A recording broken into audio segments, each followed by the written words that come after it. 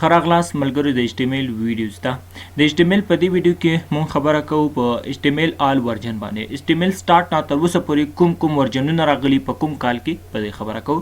دویم دا چې HTML کرنٹ ورژن کوم یو دی، اوس مهال د HTML کوم ورژن چلیږي.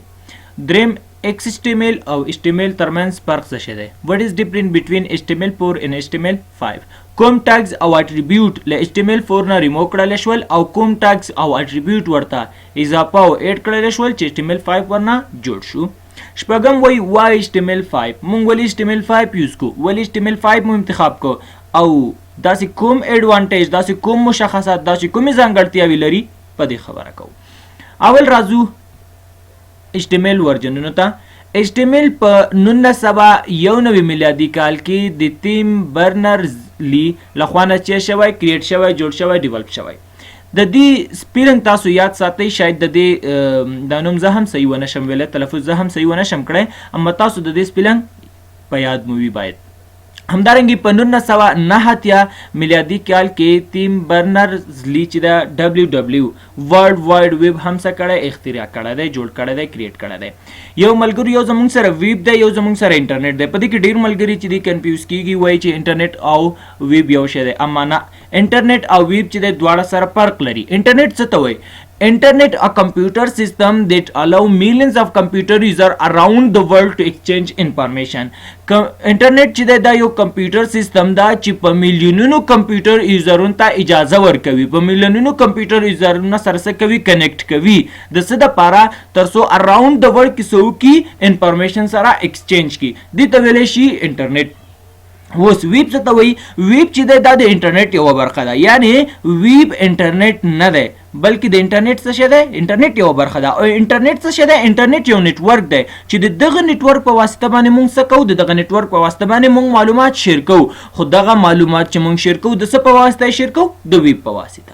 صحیح ده؟ نو دا د انټرنیټ او د ویب په اړه چې تاسو به انشاءالله په دې په اړه هم څه نه څه پوه شوي. او په 1993 کې HTML پلس راغلی دی، او په 1995 کې HTML 2.0 راغی، او په 1999 کې HTML 3.2، همدارنګه 1999 کې HTML 4.01 راغلی، او په 2000 کې زموږ سره XHTML 1.0 راغلی. همدارنګه HTML 5 چې دی په 2008 12 او 14 کې څه شوی کمپلیټ شو.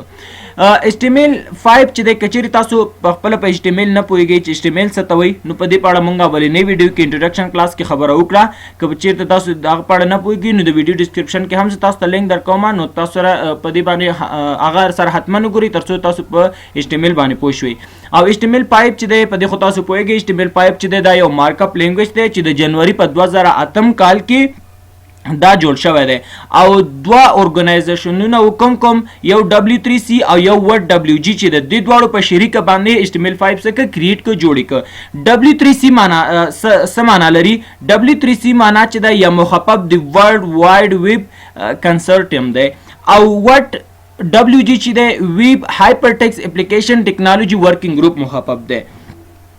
دغه دواړه ارګنایزیشنونو، دغه دواړو شرکتونو، دغه دواړه چې وکړل په شریکه باندې HTML 5 جوړ کړ. همدارنګه په 2012 کې بیا په HTML کې اپډیټ راغلل، نوی فیچر په HTML 5 کې اډ کړل شو، خو کوم زاړه فنکشنالیټیز چې ول هغه ورنه څه کړل، هغه ورنه ریمو نه کړل. همدارنګه په 2014 د اکتوبر په 2014 کې بیا په HTML 5 کې سره راغلل اپډیټ راوستل. دغه HTML 5 څه شو؟ په 2014 کې کمپلیټ شو. همدارنګه 2014 کې HTML 5.1 راغلی دی، او په 2019 کې HTML 5.1 دویم ورژن راغی، او همدارنګه 2019 کې HTML 5.2 ورژن راغلی چې دلته کې دویم سوال چې دا زموږ سره ځواب کیږي چې HTML کرنٹ ورژن اوس مهال کوم یو دی؟ 5.2. دا ملګرو ثابت نه دی، امکان لري سبا بل ورځ کال پس میاشت پس 2 میاشتې پس امکان لري چې HTML بل ورژن راشي. کوم ورژن به راځي؟ HTML 6 چې دی را روان دی، تر اوسه پورې راغلی نه دی، خو را به شي. صحیح ده؟ نو دا چې دی بدلون کوي. اصلا تاسو نه څوک میاشت پس کال پس څوک د پوسي کې تاسو ته وایي چې HTML کوم ورژن دی اوس مهال، تاسو ته چې کرنٹ ورژن موږ سره 5.2 دی، بلکې نه امکان لري چې دا تبدیل شي. صحیح ده؟ خو اوس مهال چې دی کرنٹ ورژن شي دی 5.2 دی. راځو په XHTML او HTML خبره کوو. یو زمونږ سره XHTML دی، یو زمونږ سره HTML دی. XHTML مخفف د څه شي دی؟ XHTML مخفف دی Extensible Hypertext Markup Language دی او HTML د څه شي مخفف دی؟ په دې خو تاسو پوهیږئ Hypertext Markup Language مخفف دی. XHTML چې دی دا کیس سنسیټیو دی او HTML چې دا کیس سنسیټیو نه دی. بل دا چې په XHTML کې کله چې تاسو یو ټګ اوپن کو هغه باید تاسو هغه ټګ تاسو اوپن کړئ. مثلا تاسو پی ټګ اوپن کا په هغه کې یو پیراګراف ولیکه هغه بیرته کلوز نه ک نو په XHTML کې تاسو ته ایرر درکوي. اما دا کار کچېری تاسو په HTML کې وکړئ نو HTML کې تاسو ته ایرر نه درکوي. بل دا چې XHTML چې دی نو پری ډیفاینډ ټګز it use user defined tags دا په XHTML کې پری ډیفاینډ ټګونه مونږ نه استفاده کول، یعنی په XHTML کې پری ډیفاینډ ټګونه نه ول بلکې هلته یوزر ډیفاینډ ټګونه وو. دلته سوال پیدا کیږي یوزر ډیفاینډ ټګز څه ته وایي؟ یوزر ډیفاینډ ټګونه هغه ټګونه ته ویلی شي چې یوزر یې کریټ کوي. هر هغه څوک چې غواړي ویب سایټ جوړ کړي او ویب سایټ جوړوي هغه څوک غواړي چې XHTML یوز کی استفاده کی نو هغوی باید په خپله ځان ته څه کي ټګونه جوړ کړي او هغه باید پکې استفاده کړي. اما HTML چې دی هیز پری ډیفاینډ ټګز it is use predefined tags. HTML چې دی په دې کې پری ډیفاینډ ټګونه استفاده کیږي. مثلا د پیراګراف دپاره موږ پی ټګ استفاده کوو. مثلا ته غواړې په خپل ویب سایټ باندې پیراګرافس راوړئ نو هغې دپاره موږ پی ټګ استفاده کوو. که تاسو غواړئ چې مثلا تاسو دغه پیراګراف کې سپیسیفیک پیس چې دی سپیسیفیک برخه چې دی تاسو غواړئ چې هغه څه کوي بولډ کوي د هغې دپاره موږ بي ټګ استفاده کوو. که غواړئ تاسو ایټالیک کوئ آی ټګ استفاده کوو. دغه آی بي او دغه ټګونه موږ سره چې دي دا زموږ سره فری ډیفاینډ ټګونه دي. فری ډیفاینډ ټګونه څه ته وایي؟ فری ډیفاینډ ټګونه هغه ټګونو ته ویلی شي چې د کمپنۍ نه خوا نه کریټ کېږي. HTML چې چا کریټ کړی دی له هغه له خوا نه څه کېږي دغه کریټ کېږي او هغوی جوړ کړي دي. او XHTML چې دی په دې کې موږ یوزر ډیفاینډ ټګ استفاده کوو، یعنی یوزر ډیفاینډ ټګز پری ډیفاینډ ټګز د دې دواړو ترمنځ کوم فرق چې دی په هغې به تاسو پوه شوي اوس. یوزر ډیفاینډ چې دی یوزر یې کریټ کوي، پری ډیفاینډ چې دی د کمپنۍ له خوا نه کریټ کېږي چا چې HTML جوړ کړی د هغوی له خوا نه. بل فرق دا دی چې په XHTML کې فوکس چې دی هغه د ډیټا په ډسپلی کولو باندې کیږي، ډیټا په ښودلو باندې کیږي. اما HTML کې فوکس په څه شي باندې کیږي؟ د انفارمیشن په کراین باندې، یعنی د معلوماتو په لیږدولو باندې. بل دا چې په XHTML کې سینټیکس چیک کیږي، سینټیکس به چیک کېده او په HTML کې سینټیکس چې دی نه چیک کیږي. مثلا تاسو بدون له HTML سټرکچر نه کولی شئ چې څه وکئ یو پیراګراف تاسو په خپل ویب سایټ باندې راوړئ. مثلا ګورئ زه راځم نوټ پیډ ته او دلته بدون له پیراګراف نه مثلا دلته کې ما دا لیکل وکړل صحیح ده. دا لیکل چې دی یا مثلا دا زه کافي کوم صحیح ده یو بل نیو پیج اخلم صحیح ده. دلته ما کنټرول وی کړل. اوس زه غواړم چې دغه کوم زوړ چې دی دا ما کلوز کړ صحیح ده. اوس دا لیکل زه غواړم چې دا زه وګورم په ویب سایټ باندې ویب پیج باندې نو دا تاسو کنټرول اس کوئ او راشي ډیسکټاپ باندې زه سیو کول غواړم نو ډیسکټاپ باندې زه ورته نوم ږدم مثلا HTML ډاټ ما ورته کېښود HTML ډاټ HTML ما داسې یو نوم ورته کېښوده. اوس تاسو دا سیو کوئ او د هغې نه پس دا تاسو مینیمایز کوئ راشئ ډیسکټاپ ته او په ډیسکټاپ باندې تاسو وګورئ HTML په نوم باندې ما یو فایل جوړ کړ. نو په دغه HTML په نوم باندې فایل باندې تاسو ډبل کلیک وکئ او دا اوپن کړئ. وګورئ دلته تاسو سره به دا وګورئ ما سره دلته کې رالل. نو دا زما سره څه شی دی دا وګوره دغه ما دلته کې ولیکل بدون له څه شي نه یعنی بدون له HTML سټرکچر نه ما دلته کې دا پرنټ کړل. نو دلته په XHTML کې چې دی ساینټیکس چیک کیږي او HTML کې ساینټیکس چې دی په HTML کې ساینټیکس نه چیک کیږي ډز ناٹ چیک ساینټیکس. بل فرق څه شی دی؟ بل فرق دا دی مثلا تاسو ویب سایټ جوړ کړ دغه ویب سایټ کې تاسو څه سټایل وکړل یا کوم فونټونه هم راوړل دغه چې دی تاسو په بعضې بروزرونه چې ول په هغې کې سپورټ نه ول. مثلا تاسو ویب سایټ په یو بروزر کې به یو شانتي ښکاره کېده په بل بروزر کې بل شانتي، یو بروزر کې به کار کول په بل بروزر کې به کار نه کول. اما HTML5 کې دا مشکل حل شوی دی. تاسو اوس هر بروزر چې یوز کوئ ماډرن کوم بروزرونه چې دي په هر یو کې تاسو کولی شئ چې استفاده یې کوئ او هر یو کې ښه صحیح کار کوي. راځو د HTML4 او HTML5 ډیفرنس دا چې HTML4 او HTML5 ترمنځ څه فرق دی. د HTML5 نمخ کې کله به چې تاسو ډاک ټایپ ډیکلیریشن کوو نو هغه لپاره به تاسو دومره لینتي کوډ لیکم، اما اوس تاسو دومره شارټ تاسو لیکلی شئ ډاک ټایپ HTML تاسو ولیکئ نو دا بسنه کوي لکه څنګه چې تاسو ته په سکرین باندې ښکاري. نو د ډاک ټایپ ډیکلیریشن چې دی HTML5 کې دا اوس ساده شوی دی، یعنی ډیر زیات شارټ سمپل لیکل کېږي. مخکې به دومره تاسو لینتي لیکه، نو د HTML5 نه مخکې چې کوم ورژنونه و په هغې کې ډاک ټایپ ډیکلیریشن سو لینتي و. دویم دا چې HTML5 نه مخکې چې کوم ورژنونه و هغه چې و لیس موبایل پرنټ لیول، اما HTML5 چې دی دا مور موبایل پرنټ لیول. څه معنا؟ د دې معنا دا ده یعنی کله به چې تاسو یو ویب سایټ جوړ کړو هغه به چې تاسو کله په ډیسکټاپ باندې کته نو په ډیسکټاپ باندې به تاسو ته یو رقم ښکاره کېده، اما په موبایل کې به بل رقم ته و، هلته به فرق درلوده. همدارنګه آیپیډ کې به تاسو ته بل رقم ښوده. نو دلته کې په HTML5 کې چې دا مشکل حل شوی دی که تاسو موبایل که کمپیوټر ټولې کې تاسو ته یو شانتې ښکاري. بل چې د دریم فرق دا دی کریکټر انکوډینګ از ټو لانګ. د چارسیټ ډیکلیریشن چې وو په HTML5 نه مخکې هغه څه و هغې دپاره به تاسو دومره لینتي کوډ لیکه، اما اوس تاسو دومره شارټ تاسو چې دی لیکلی شئ. تاسو میتا څه شی دی؟ میتا یو ټک دی. چارسیټ څه شی دی؟ چارسیټ یو اټریبیوټ دی. نو میتا ټک کې دننه تاسو چارسیټ په نوم باندې یو اټریبیوټ واخلئ او په هغې کې UTF-8 واخلئ. سوال پیدا کېږي UTF-8 څه شی دی؟ ملګرو که تاسو چېرته ملټیپل ویب پیجز غواړئ چې یا ملټیپل ویب سایټ غواړئ چې وینئ، مثلا تاسو سرچ کوئ په ګوګل کې او هلته تاسو ګورئ نو دلته کې دغه ویب سایټونه چې دي امکان لري چا په پښتو کې لیکلي، مثلا چا په چاینیز کې، چا اردو کې، چا هندي کې، انګلیش کې، مختلفو ژبو کې لیکلی شوي. اوس دلته بروزر څنګه پوهېږي؟ مثلا تا یو ویب سایټ سرچ کړه او هغه تا ته راوړي، دلته بروزر څنګه پوهېږي چې دغه ویب سایټ په پښتو کې دی که هندي کې دی که اردو کې دی چاینیز کې دی انګلیش کې دی دری کې پارسي کې کومه ژبه کې دی؟ نو دلته کې دا کار د څه شي دی؟ دا کار دی UTF-8 کار دی.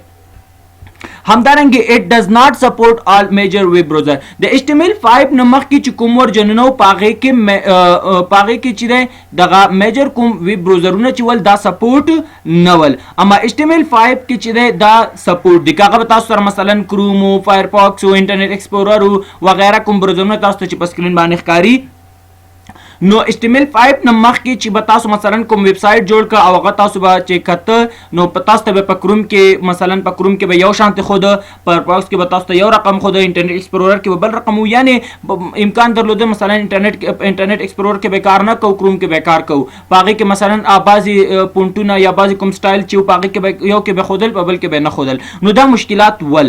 اما HTML5 چې راغلی دی په HTML5 کې دا مکمل دا پرابلم چې دی حل شوي دي. کوم کوم ماډرن بروزرونه چې دي په دې کې تاسو کولی شئ چې څه کوي استفاده یې کوي. بله خبره دا چې بل فرق دا دی چې نو آډیو اینڈ ویډیو سپورټ.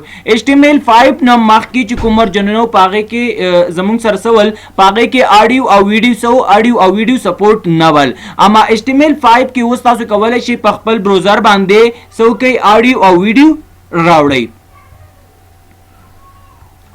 بل فرق د HTML4 او 5 دا دی چې د HTML5 نه مخکې چې کوم ورژنونه ول په هغې کې ویکتور ګرافیکس چې یو پاسیبل نه ول، پاسیبل ول خو د څه په واسطه باندې د بعضې ټولز په واسطه. کوم ټولز؟ مثلا چې یو